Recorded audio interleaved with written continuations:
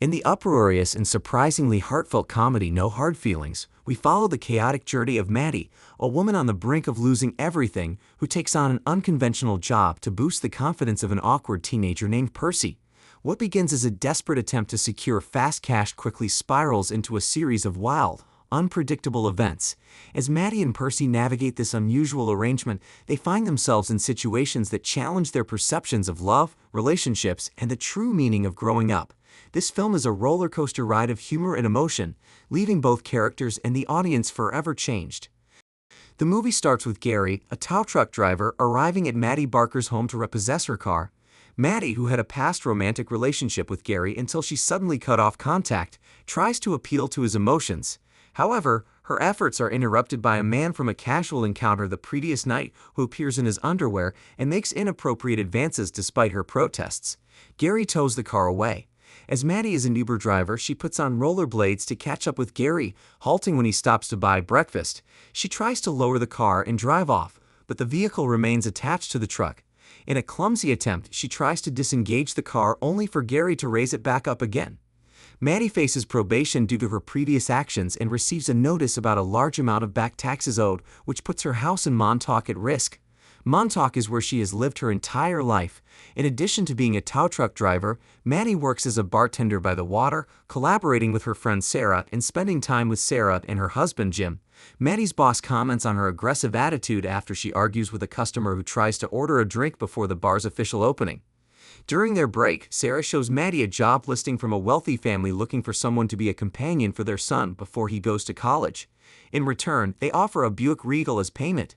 Maddie understands that companion implies a relationship, but she agrees to it because she has no other options. She also sees an opportunity to take advantage of the wealthy family, whom she blames for the potential loss of her home.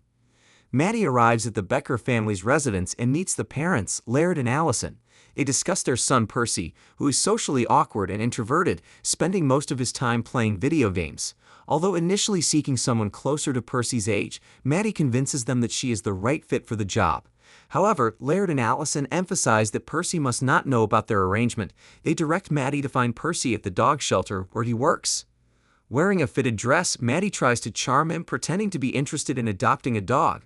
Percy introduces her to Milo, a former police dog with a history of cocaine addiction. Percy feels uneasy due to Maddie's assertiveness, leading him to contemplate leaving early. However, Maddie suggests driving him home in Jim's van. Upon reaching her house, Percy reacts by spraying mace at her, which causes her discomfort. Maddie then explains that she was attracted to him, prompting Percy to request a real date. Maddie accepts his proposal. Afterward, Maddie returns Jim's van and describes Percy as unattractive when recounting the events to Jim and Sarah. Maddie then takes Percy to a bar where she knows someone on the waitstaff and orders a Long Island iced tea for him, even though he doesn't enjoy the drink. Another person, Travis, arrives, revealing that he once had a romantic relationship with Maddie. Showing his wedding ring, he claims that Maddie ending their relationship was a good thing and warns Percy not to get too attached to her. Later, Maddie joins Percy at the shoreline for a session of skinny dipping. Although Percy hesitates, Maddie persuades him to join in. Shortly after, three intoxicated teenagers arrive and make off with their clothes, which contain their wallets, cell phones, and keys. As a result, Maddie emerges from the water completely naked and confronts the teenagers to recover their belongings. After a struggle, she successfully retrieves their possessions. After returning to the water, Percy comments on Maddie's behavior, suggesting that something is wrong. This makes Maddie consider leaving, but Percy, still unclothed, insists on getting his phone back. In response, he climbs onto the hood of Maddie's car. Unfazed, Maddie speeds up, leading to a daring ride with Percy hanging onto the hood. The police spot them and begin a pursuit. Worried about the impact on her driver's license, Maddie accelerates and skillfully crosses a railroad track just ahead of an oncoming train, causing the police to lose sight of them. In a renewed attempt to attract Percy, Maddie brings him to her home, where she tries to seduce him with a provocative dance, encouraging him to join in. However, her plans change when she spots a rash on his back, which she attributes to his anxiety. He starts to open up about his past, sharing how his friends teased him for sleeping in his parents' bedroom and fabricating stories about having sex with them, leading to his reluctance to socialize. As Maddie applies lotion to his back, she shares an awkward memory of her own with Percy. Maddie is visited by her former classmate Do Khan, now a realtor, who expresses interest in selling her house at its full value. Maddie declines his offer, determined to keep trying to save the house.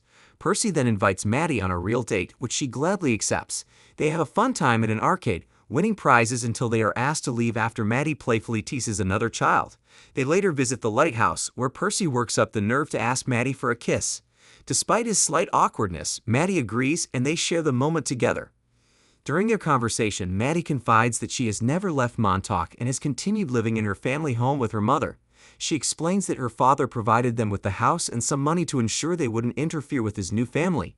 Later, they visit Jody, Percy's former male nanny.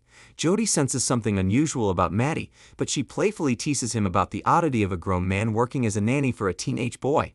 Later on, Maddie and Percy go to an upscale restaurant, creating their own version of a prom date to make up for missing their respective proms, and they discover Percy's talent for playing the piano. During their conversation, Maddie encourages Percy to showcase his talent. With newfound confidence, he takes the stage and performs the song Maneater. The entire restaurant becomes their audience, and his performance draws cheers and applause. Maddie, equally surprised, finds herself impressed. A fellow student named Natalie approaches Percy, complimenting his performance and sharing that she plans to attend Princeton in the fall. Natalie invites Percy to a gathering for future Princeton students. In response, Maddie tries to dissuade him from attending, expressing concerns that he might become romantically involved with Natalie or another young woman. Despite Maddie's concerns, Percy insists on attending the event. He arrives at the party in a limousine and Maddie soon follows, searching for him among a crowd of pretentious teenagers who view her presence as out of place due to her age.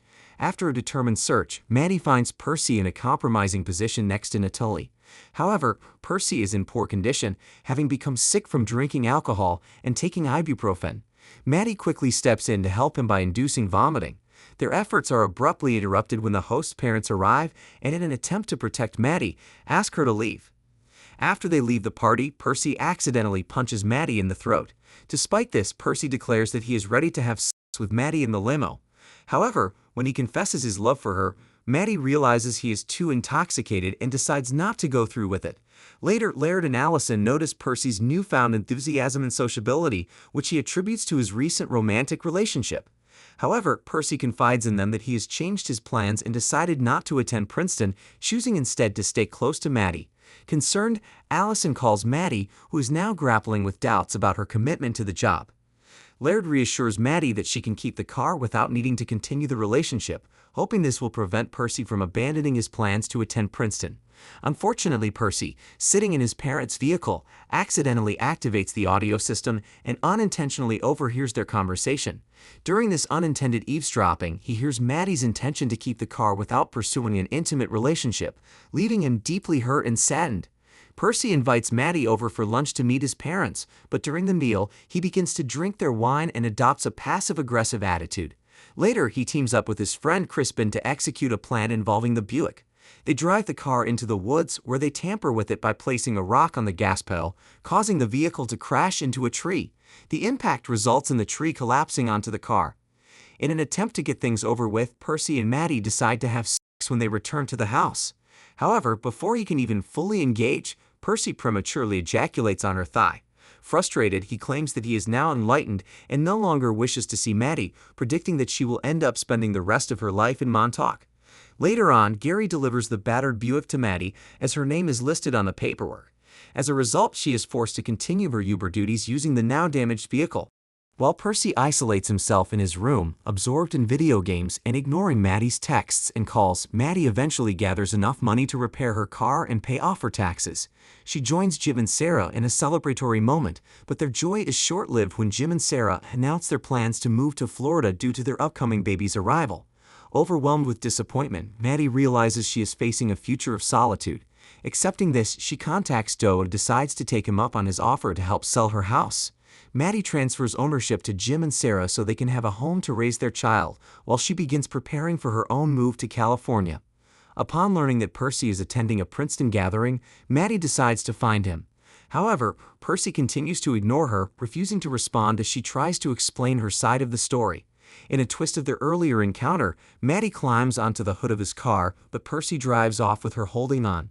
Their unexpected journey takes them along the shoreline, where Maddie accidentally catches fire from a nearby barbecue grill.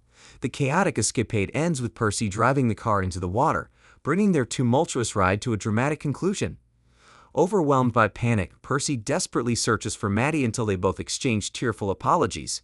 Following their emotional reconciliation, Maddie reveals her plan to move to California, a decision Percy fully supports. He reassures her that despite everything, he views their intimate experience as a meaningful milestone in his life.